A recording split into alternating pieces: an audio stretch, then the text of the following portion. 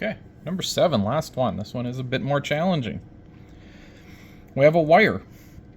Uniform linear charge density lambda. So we're in one-dimensional. Okay, so we already know lambda is equal to Q over L, total charge over total length. It's bent into the shape shown here. It wants us to find the electric potential at point 0, or the origin. So this isn't point charges. We are going to have to do an integration. So let's start by just trying to find the volt potential, electric potential of this piece, of this other straight piece, and then of that curved piece. So we'll break it up into 3 parts. Okay. We'll start with this one. So we know here the voltage is going to integrate K dq over R. Okay, because we have to break it up into little pieces of dq. We get our dq from big Q.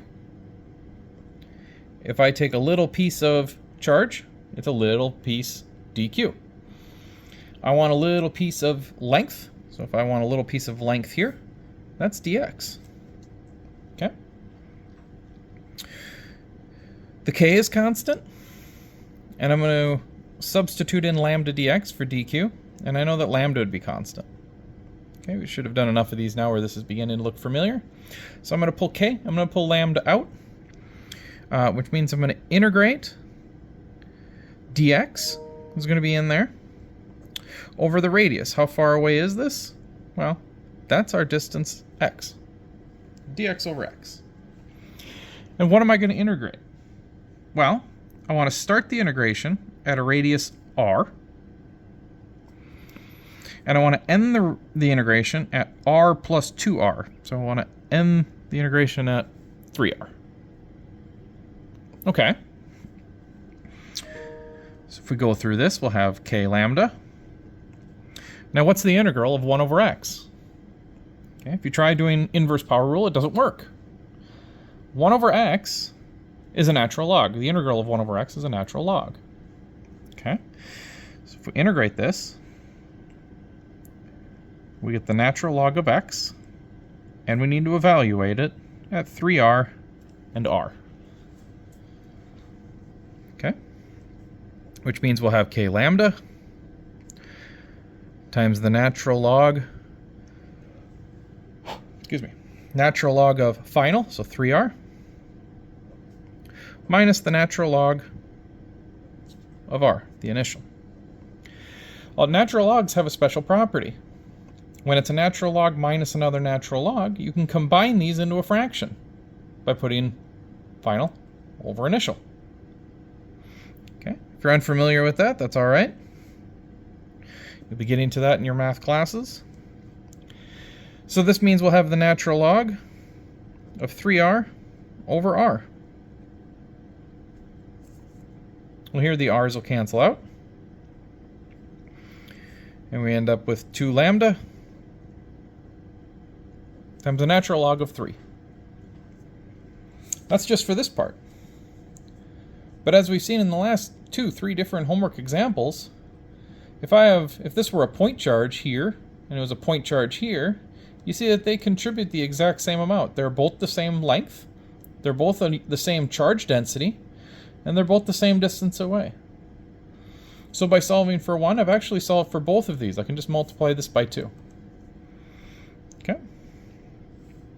So for both straights,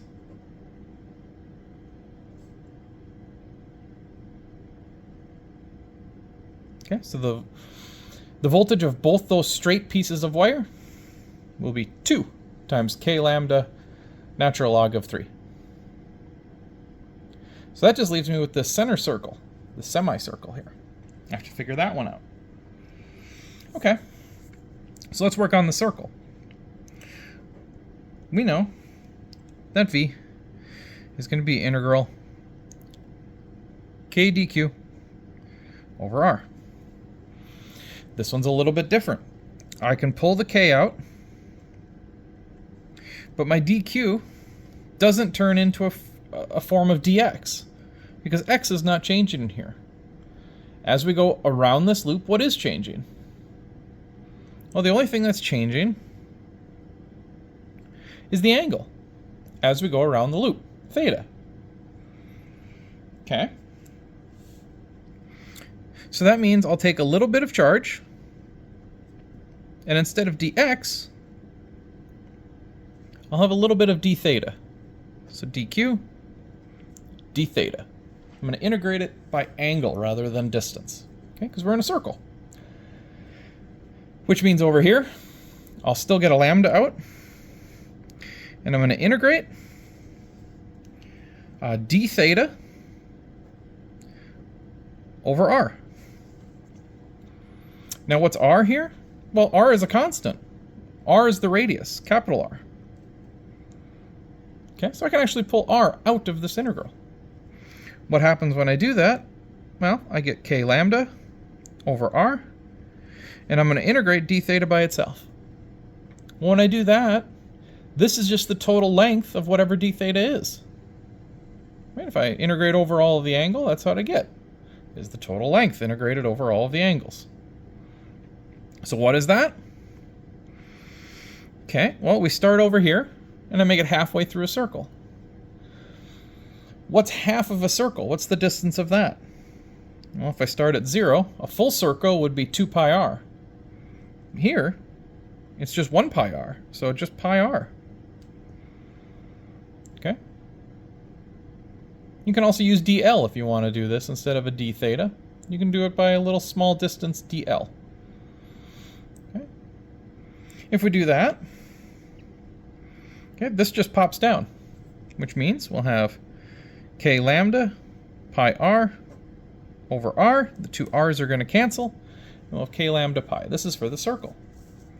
So v total would be this plus this. Each of these have a k and a lambda, so let's pull those out. K lambda. And then what's left? Well, this one's just multiplied by pi, because the r is canceled, so we'll have a pi.